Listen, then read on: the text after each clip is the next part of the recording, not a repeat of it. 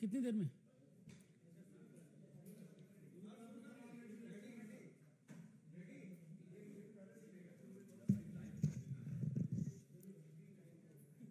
औरों को भी देखना पड़ता है भाई।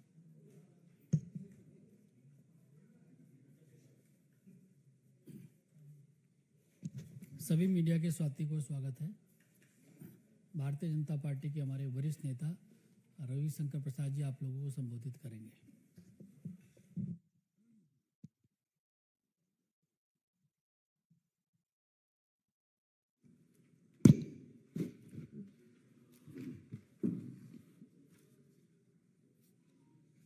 आदरणीय अनिल बलून जी, सभी पत्रकार मित्रों नमस्कार। मुंबई में जो बैठक हुई और उसके बाद जो प्रेस में बातें आई, पार्टी के राष्ट्रीय मंच से उसका उत्तर देने के लिए मैं आपके सामने उपस्थित हूं, हमारे केंद्रीय कार्यालय में।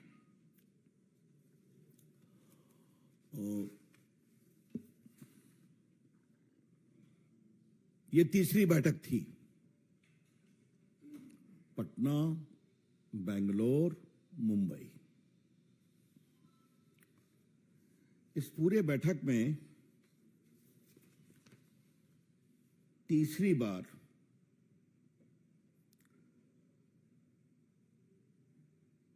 क्या आपको भारत का कोई विजन दिखाई पड़ा?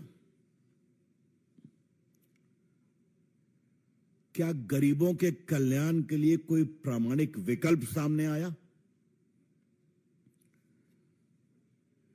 क्या देश की महिलाओं, बच्चों, स्वास्थ्य के लिए कोई ठोस बातें कही गई?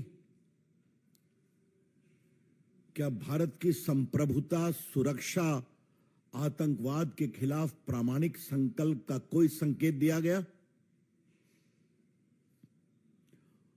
और क्या देश के विकास, ढांचागत और औद्योगिक विकास की कोई रूपरेखा प्रस्तुत की गई?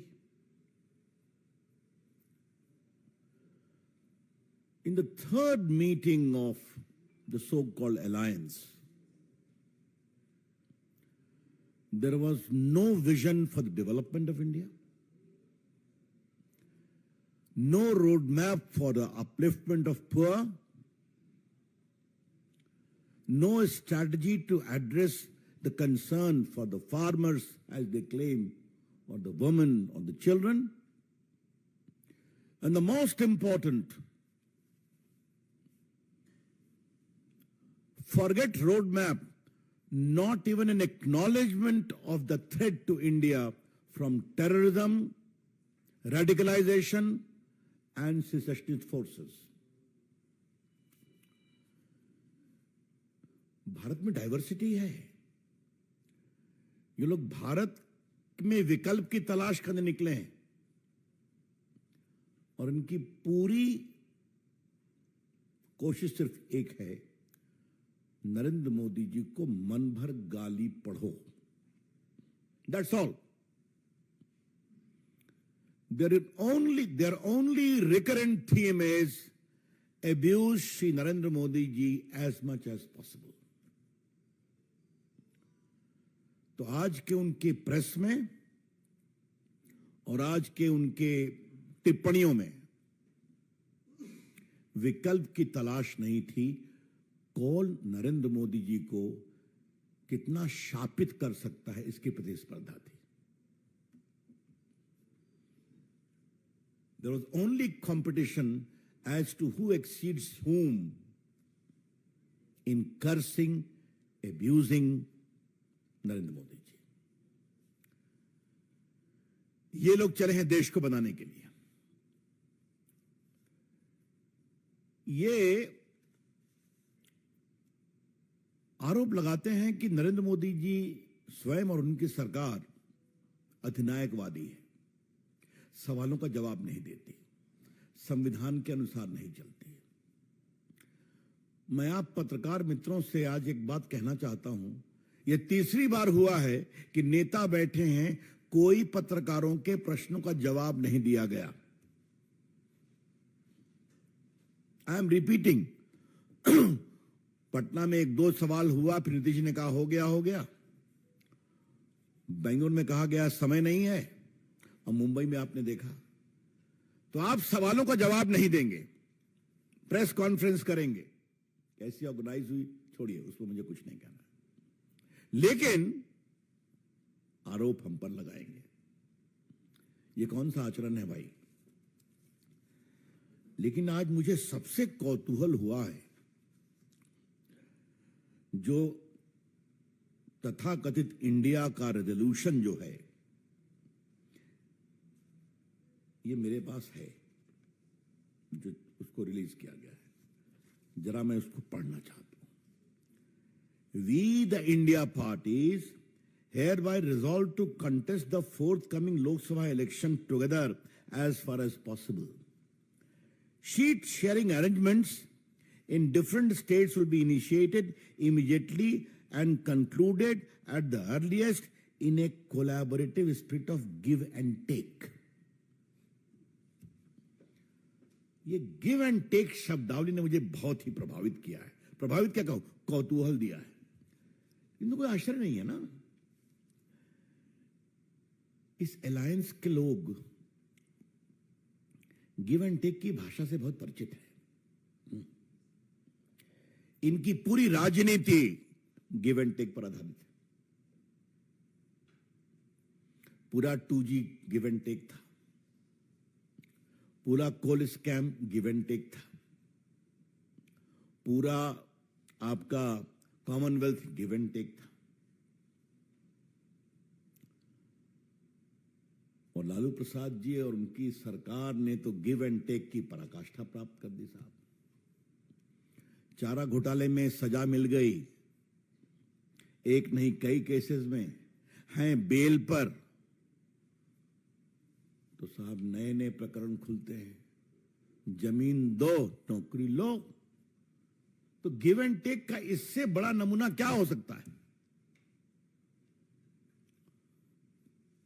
मैंने एक बार कहा था, और आज इनकी बैठक के बाद, इनके प्रस्ताव के बाद उसको मैं दोबारा दोहराना चाहूंगा। अनिल बाबू पहाड़ के पंडित जी हैं, तो इनसे हमारी आध्यात्मिक चर्चा भी कभी कभार होती है। तो ये अपनी संरचना जो है, ये पंच तत्वों से हम बने हैं। हाँ, भारतीय संस्कृति संस्कार में, हिंदू सनातन धर्म में हम कहते हैं कि ये जीवन 5 तत्वों से बना है: जल, थल, नभ, वायु, अग्नि। The human existence owes itself to 5 elements: the earth, the fire, the air, the sky and the आपके एयर बताया। अब आप देखिए, इन लोगों ने किसी भी तत्व में भ्रष्टाचार को नहीं छोड़ा। यह है इनकी बिसात। आज हम देश को दोबारा बताना चाहते हैं। अब जरा थल के भ्रष्टाचार की बात लीजिए आप। क्या क्या हुआ? कॉमनवेल्थ हुआ, आदर्श घोटाला हुआ, बिहार में चारा घोटाला हुआ, बिहार में अलकतरा घोटाला हुआ। इनको थल से ही संतोष नहीं हुआ तो पाताल में भी चले गए, वहां कोयला घोटाला कर दिया इन लोगों ने। आकाश में हेलीकॉप्टर घोटाला कर दिया। और वायु क्या है? 2G तो वायु से ही चलता है ना, तो पूरा तो 2G या स्पेक्ट्रम घोटाला है वायु के साथ है। समुद्र की जल की बात लीजिए तो सबमरीन घोटाला हुआ वहां पर। और अग्नि के बारे में बहुत चर्चा हम लोग कर चुके हैं कि बीकानेर में जो दमादशी को जमीन दी गई है, सूर्य के किरणों से अग्नि निकालने के लिए वहां प्लांट लगाए जाएंगे, उसमें कितना FIR हो आप जब ही जानते ही। तो this is the record of the so called India parties, और वो हमें सीख दे रहे हैं। तो इस तीसरी बैठक का एकमात्र नतीजा यह है कि उन्होंने अपने गिव एंड टेक प्रिंसिपल को फॉर्मली पॉलिटिकली भी माना है। कोई संयोजक बना, न कोई कमेटी बनी। एक गिव एंड टेक प्रिंसिपल को स्वीकार किया गया। चलिए उनकी बात है।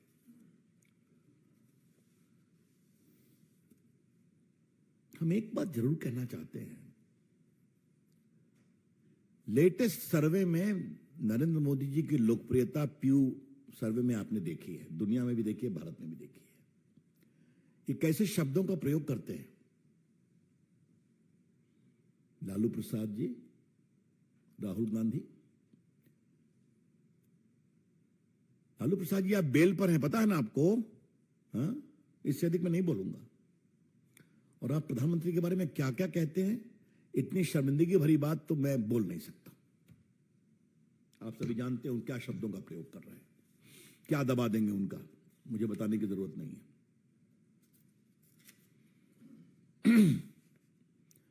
लेकिन आज कुछ राहुल गांधी के बारे में फिर बताने की जरूरत है। राहुल गांधी जी, क्या आप चीन के प्रवक्ता हो गए हैं क्या?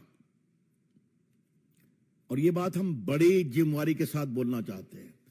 Mister Rahul Gandhi, have you become the spokes person of the Chinese establishment? और ये बात मैं बहुत जिम्मेवारी से कहना चाहता हूं कि भारत की सेना ने लद्दाख के बारे में बार बार बताया है, गलवान में क्या हुआ, बाकी जगह क्या हुआ, हमने क्या क्या काम किया, क्या साहसिक काम किया। आप सेना को भी विश्वास नहीं करते हैं, तो आपसे और क्या अपेक्षा की जाए? आप सेना की शहादत का सबूत मांगते हैं, तो आपसे और क्या कहा जाए? कैसे कैसे लोग आपके मित्र हैं और आपके प्रमोट करते हैं, जिनको चाइना फंडिंग करता है।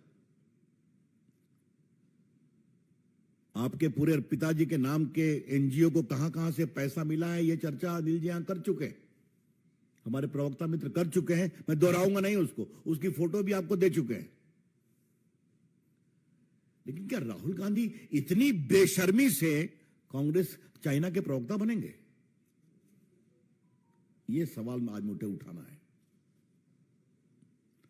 आपके नाना जी के समय 4500 किलोमीटर की जमीन चली गई। राहुल जी, आज मैं आपको कुछ पार्टी के केंद्रीय मंच से कुछ याद दिलाना चाहूंगा।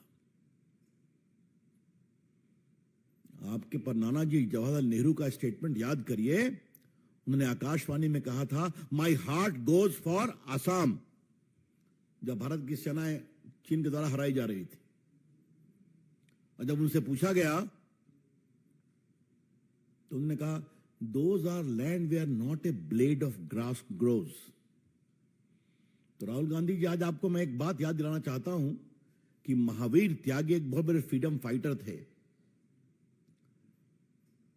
कॉन्स्टिट्यूएंट असेंबली के सदस्य थे। उन्होंने कहा, जवाहरलाल नेहरू जी, मेरे सर पर बाल नहीं है, आप अपनी टोपी हटाइए, आपके सर पर भी बाल नहीं है, क्या करेंगे हम दोनों के सर का आप?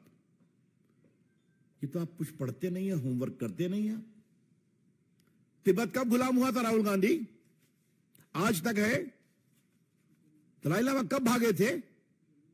कुछ मालूम है आपको? कुछ नहीं जानते। लेकिन हर बार आकर के चाइना के प्रवक्ता के रूप में भारत के सेनाओं के मनोबल को कमजोर करने की कोशिश करेंगे। यह बहुत दुर्भाग्यपूर्ण है। और मैंने एक बार यह बात संसद में कही थी, आज मैं पार्टी के मंच से इसको दोहराना चाहता हूं। राहुल गांधी जी, आपकी सरकार की ऑफिशियल लाइन थी मनमोहन सिंह के समय कि हमने चाइना से सटे भारत के हिस्सों पर इंफ्रास्ट्रक्चर का विकास करके चाइना को इरिटेट नहीं करना है। ये हमारे ऑफिशियल लाइन है। We have not to unnecessarily irritate China by developing the infrastructure of roads and bridges along the whole Ladakh to Arunachal Express. और आपके AK एंथोनी साहब रक्षा मंत्री का पार्लियामेंट में वक्तव्य है, और मैं आज कम से कम टीवी मीडिया से रिक्वेस्ट करूं उनको दिखाया जाए। एक बार दिखाया गया था। और आज लद्दाख से लेकर अरुणाचल तक राहुल गांधी, सारी सड़कें बन गई हैं, सारी पुलिया बन गई है, और सेना के ट्रक सामान लेकर के दौड़ते हैं, औजार लेकर दौड़ते हैं। राफेल के बारे में आपने क्या क्या कहा ये तो सभी जानते हैं। उस पर भी आज राफेल जब गरजता हुआ उड़ता है तो भारत अधिक सुरक्षित होता है। तो हम इतना कहना चाहेंगे कि क्या कहीं ना कहीं चाइना भी आपके अलायंस से प्रसन्न हो रहा है क्या? राहुल गांधी, क्या आपको बार बार चाइना की स्तुति गान करना पड़ता है? ये मैं संशय के आलोक में यह सवाल उठा रहा हूं। Mister Rahul Gandhi, on behalf of the BJP, we would like to raise an important issue in the light of surrounding suspicious circumstances. क्या हर बार आपके अलायंस की बैठक में चाइना का स्तुतिगान होना जरूरी है क्या? यह बड़ा गंभीर सवाल है और इसमें कोई बड़ी बात नहीं है कि आपके अलायंस को सपोर्ट करने वाले बहुत से मीडिया हाउसेस चाइना के द्वारा फंडेड है, तो आप ही लोग ने कहा है। कभी होगा तो पूरा विस्तार से हम विषय आपके सामने रख देंगे।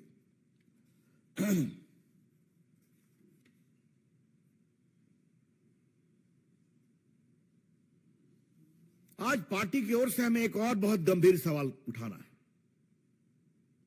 यह इस देश की जनता को तय करना है,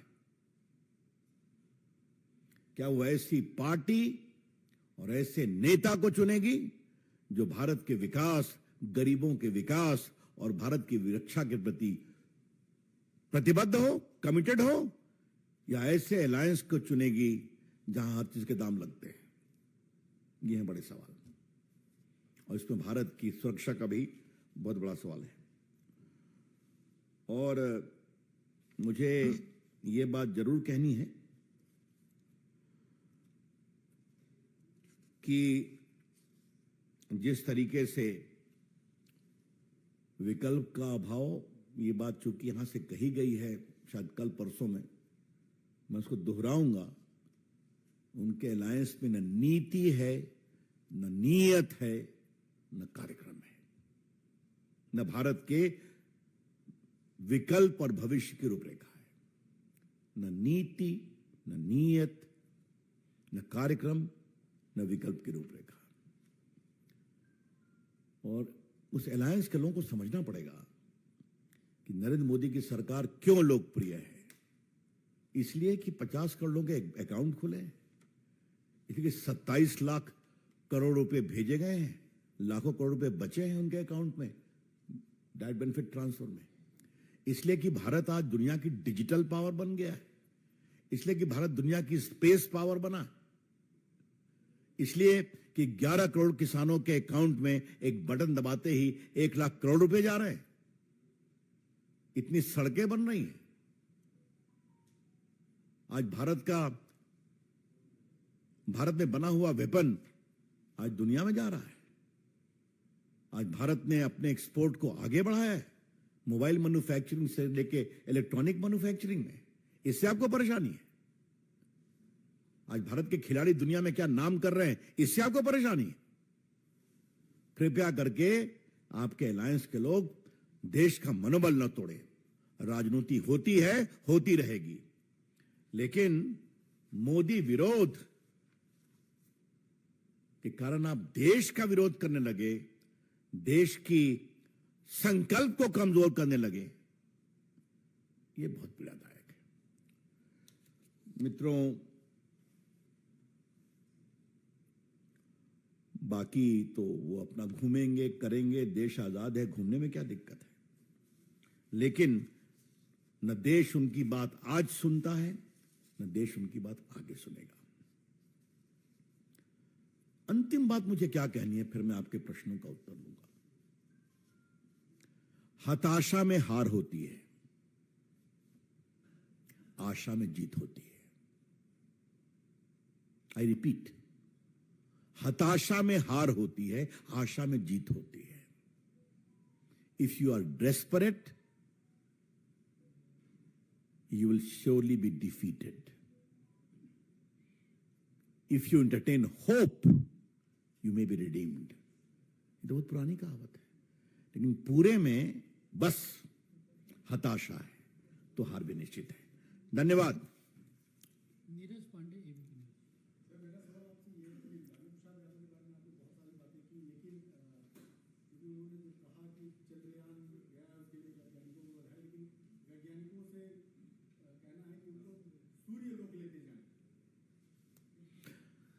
अब इसमें मैं क्या बोलूं, इसके पीछे भी हताशा है ना। सीधा तो आलोचना कर नहीं सकते तो घुमा के कर रहे हैं। अरे भाई 10 साल तो थे ना आपकी सरकार मनमोहन सिंह की, करते आप, अच्छी बात है। अब तो मैं बताऊंगा अनिल जी आपको, पता नहीं, आपको एक बार अपनी टीम को लगाइए कि जो उधर से कमेंट हो रहा था उसमें खाली 62 के पहले नेहरू जी ने क्या किया था यही दिखाया जा रहा था, बाद में कुछ नहीं दिखाया जा रहा था। ये है उनकी स्थिति।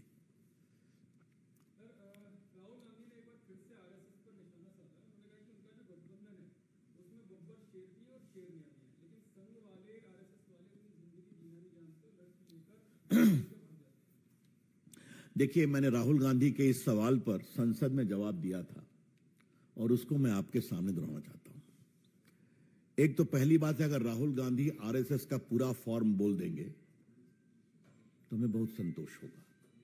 हमें डाउट है कि उनको आरएसएस का पूरा नाम पता है। मुझे डाउट है उनको आरएसएस के ओरिजिनल संस्थापक का भी नाम पता है। लेकिन राहुल गांधी जी, आज मुझे आपको एक बात कहनी है। आपके पिताजी, आपकी आदरणीय दादी जी और आपके आदरणीय परनाना जी, ये सब आरएसएस को कोसते रहे, इनकी पूरी राजनीति। आज आरएसएस कहां से कहां पहुंच गया, हम सबों को गर्व है, हम उसके स्वयंसेवक रहे हैं। इतनी बड़ी संख्या में एमपी, मुख्यमंत्री, प्रधानमंत्री भी संघ का प्रचारक रहा है। तो ये बाकी क्या विकास की दिशा में, क्या वनवासी की दिशा में, क्या शिक्षा के क्षेत्र में इतना संघ का विस्तार हुआ है। तो संघ तो बढ़ता गया। राहुल गांधी जी, आप कहां गिरते गए? अपना नंबर देखिएगा तो कृपया करके, कोसते कोसते आप कितने सिमट गए हैं, एक बार इसका विचार करिए, अच्छा लगेगा।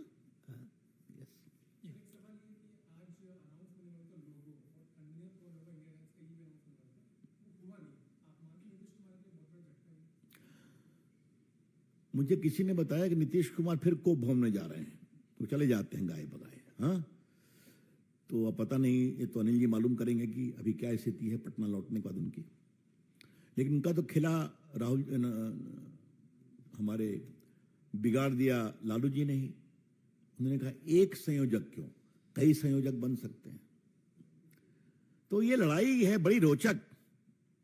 भतीजा को मुख्यमंत्री नहीं बनाएंगे तो समस्या आएगी। पिताजी का स्नेह है पुत्र के लिए, और जो वर्तमान मुख्यमंत्री हैं उनको भी कुर्सी से बहुत प्रेम है। तो इस कुर्सी के प्रेम और पिताजी के पुत्र के प्रति प्रेम मुख्यमंत्री पद के लिए, इसको देखते जाइए।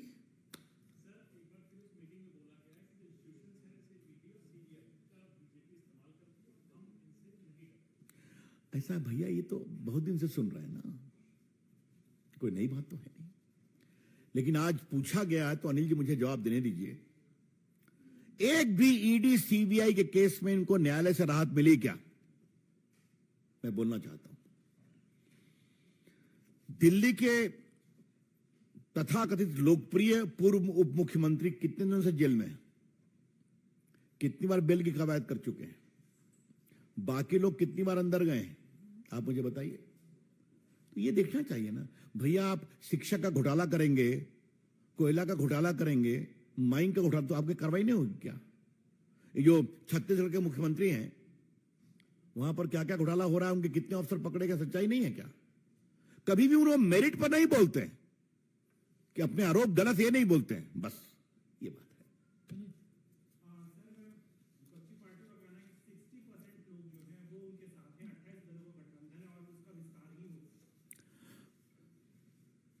दिन में ख्वाब देखने पर कोई मनाही तो नहीं है ना, देखने दीजिए।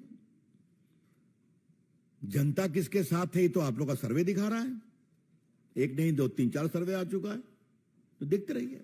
हाँ, उनको शेख चिल्ली के हसीन सपने देखने से हम कहां से रोक सकते हैं? विकास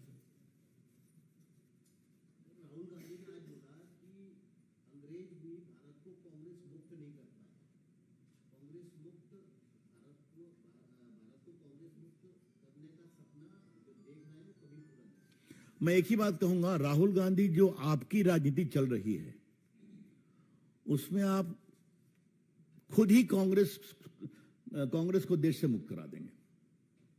अगर आप सावरकर ऐसे देशभक्तों पर गाली देते रहेंगे, अगर आप चाइना की बैटिंग करते रहेंगे, तो क्या कांग्रेस पार्टी के लोग उससे परेशान नहीं है क्या? तो आप स्वयं ही कांग्रेस को देश से मुक्ति का रास्ता बना रहे हैं। लेकिन मजबूरी यह है कि कोई कुछ बोल नहीं सकता, क्योंकि राहुल गांधी को लॉन्च करते हैं, रिलॉन्च करते हैं, सुपर लॉन्च करते हैं, लेकिन बाजार में कौन सा माल चलेगा ये तो बाजार स्वीकार करेगा ना। रविंद्र जी, आखिरी सवाल। ये भी पूछेंगे? अच्छा, आपके मुख्यमंत्री यानी बिहार का भी हैं, बिहार के मुख्यमंत्री नीतीश कुमार जी ने कहा है कि अब कुछ भी हो सकता है, चुनाव समय से पहले भी हो सकता है, पूरा INDI गठबंधन उसके लिए तैयार है, लेकिन बीजेपी इस सवाल पूछे क्या वो चुनाव के लिए तैयार है अगर समय से पहले होता है लोकसभा और विधानसभा? क्या बीजेपी तैयार है सर? अब नीतीश कुमार के काल्पनिक सवालों का तो मुझे कोई जवाब नहीं देना है। अब वो जो बोलते हैं बोले, लेकिन नीतीश कुमार ने आज एक पहली बार बात कही कि भारत का इतिहास बदला जा रहा है। उन्होंने पहली बार कहा है, तो इसका जवाब देना हमको जरूरी है। नीतीश कुमार जी, आप ये बताइए, सरदार पटेल की प्रतिमा लगी है, इसको आप ठीक मानते हैं, गलत मानते हैं? दुनिया की सबसे बड़ी प्रतिमा। नीतीश कुमार जी, सुभाष चंद्र बोस को दिल्ली में सम्मान से लगाया गया है कर्तव्य पथ पर, इसको आप उचित मानते हैं कि नहीं? नीतीश कुमार जी, वामपंथी इतिहासकारों ने कहा था कि भगत सिंह, रास बिहारी बोस, ये लोग टेररिस्ट रेवोल्यूशनरी थे, आतंकवादी रेवोल्यूशनरी थे, पढ़ाया जाता था। नीतीश जी, सुहलदेव के बारे में नाम सुना है आपने, जिसने गोरी के गजनी के बाद उनके सेनाओं को हराया? आपने कभी आसाम के बहादुरों का नाम सुना है जिन्होंने कभी मुगलों को कब्जा नहीं करने दिया? तो नीतीश बाबू, आप जिनके साथ गए हैं आजकल, उन्होंने देश के वीरों का इतिहास छुपाया है, उसमें कई ओबीसी के भी समाज के हैं। आज उन वीरों का सम्मान हो रहा है, आप थोड़ा सीखिए। धन्यवाद।